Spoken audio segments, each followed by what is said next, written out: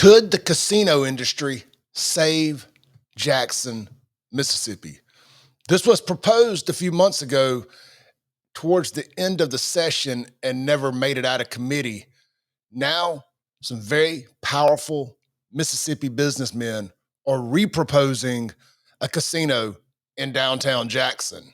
I'm 100% in. I believe it's going to take some epic outside the box thinking like this to remotely do anything to change Jackson's trajectory towards being a third world hellhole. I like it.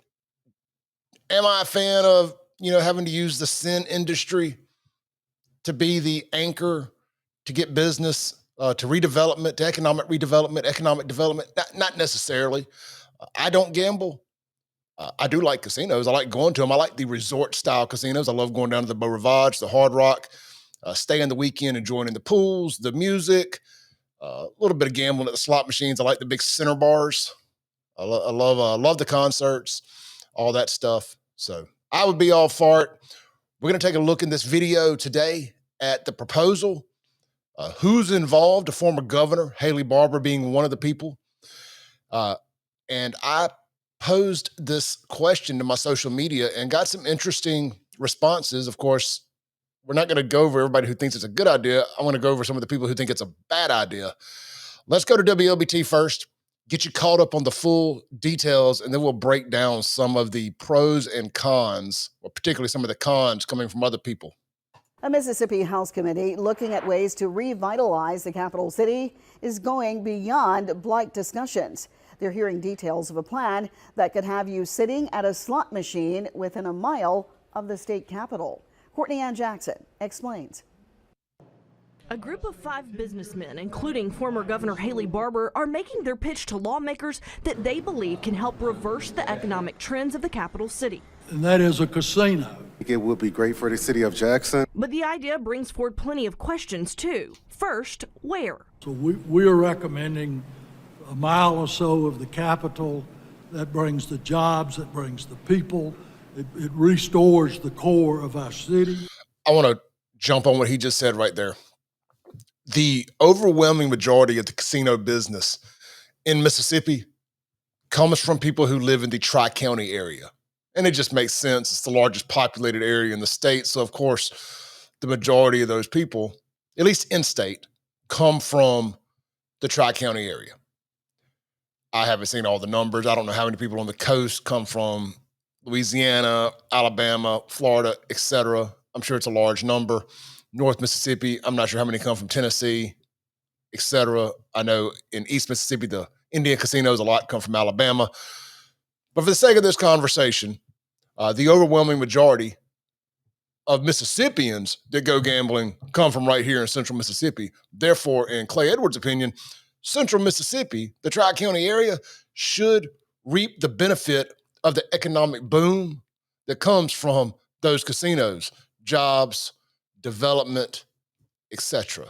Let them continue. But the group makes a few things clear. They don't think it needs to be limited to a specific site. Why we don't come and say, here's the best site. We're not qualified. A casino company that's paying the bill, they're going to look at what their costs are. And they are not recommending lawmakers put any state money into it. We're not. I bet Jody Owens and Chokwe Lumumba know a good site. There was going to be a convention center hotel there. That actually gives me a thought. Maybe the city could just sell them the convention center. That would, all joking aside, that would probably fix a lot of problems down there. And I would discourage this committee, the whole legislature. You don't need to give a casino any tax money. You don't need to invest in it.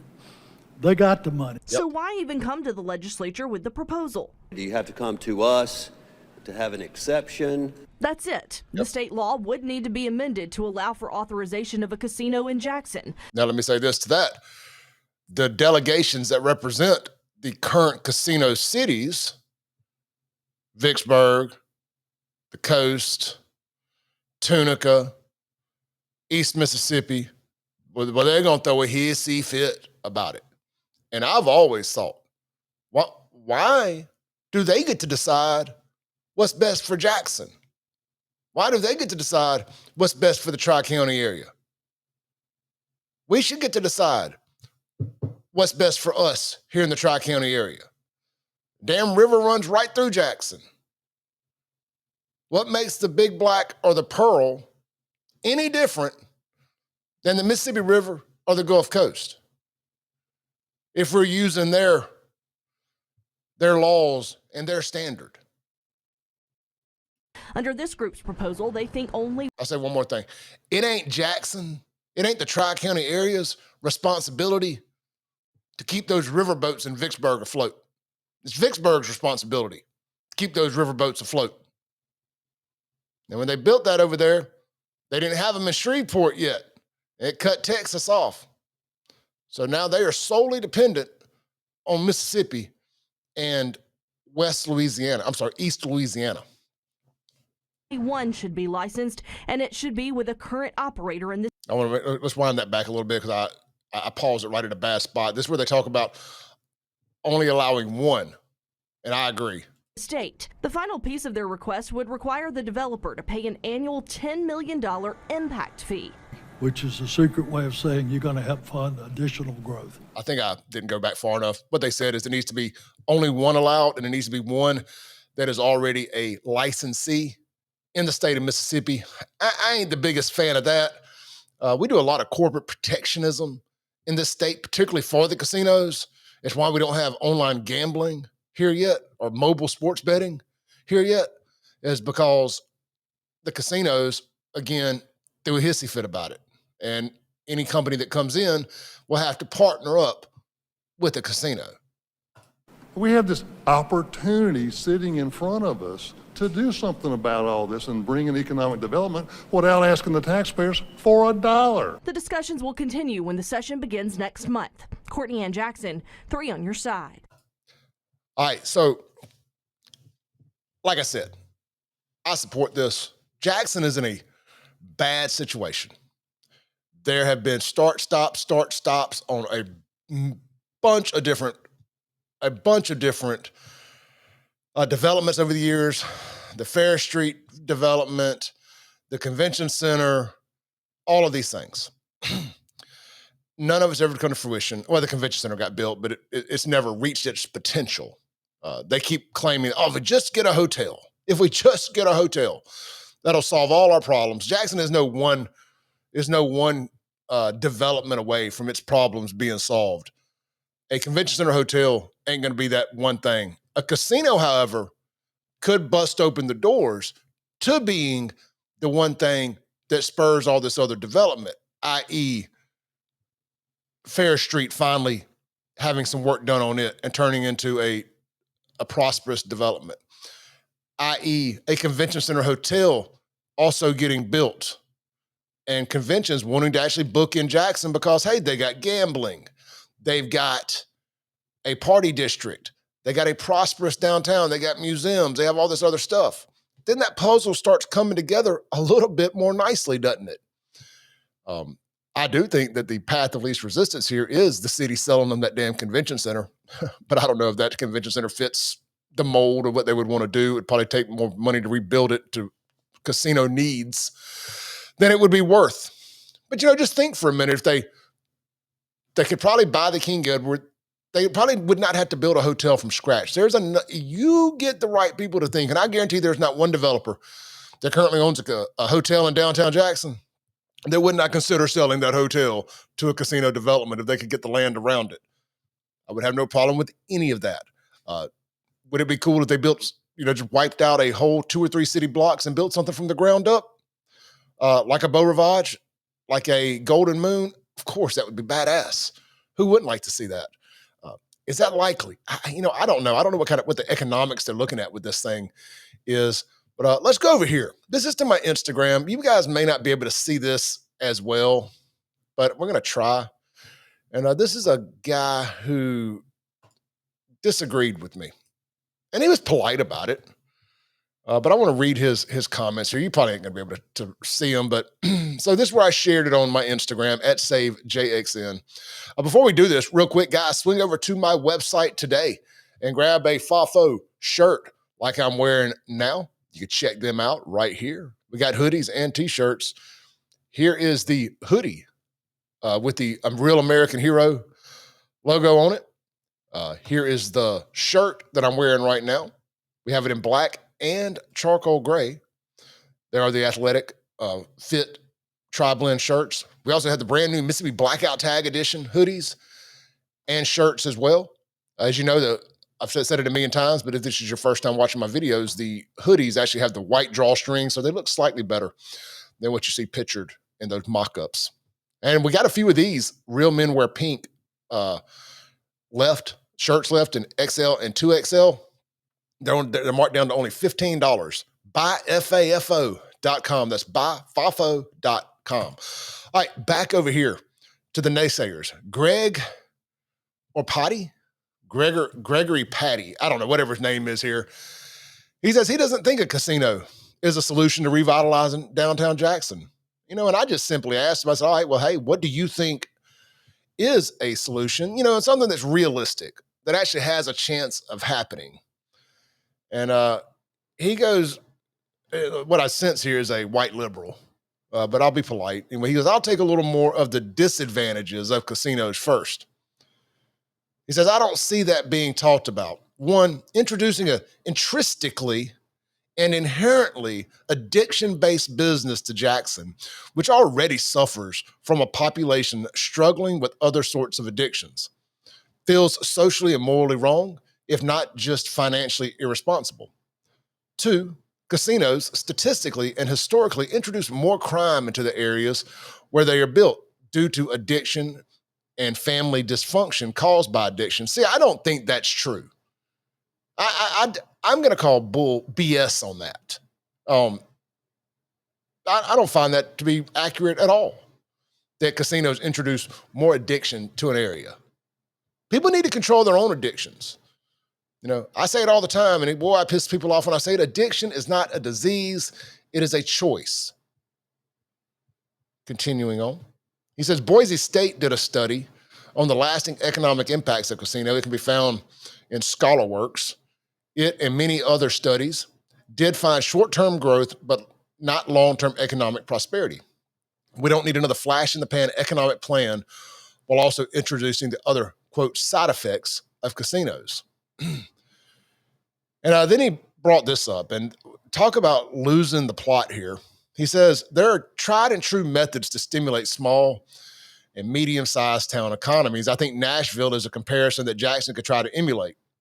That Jackson and Nashville have zero comparisons. Nashville has never hit the rock bottom that Jackson has hit, and Nashville has a rich music history that Jackson has zero of, comparatively speaking.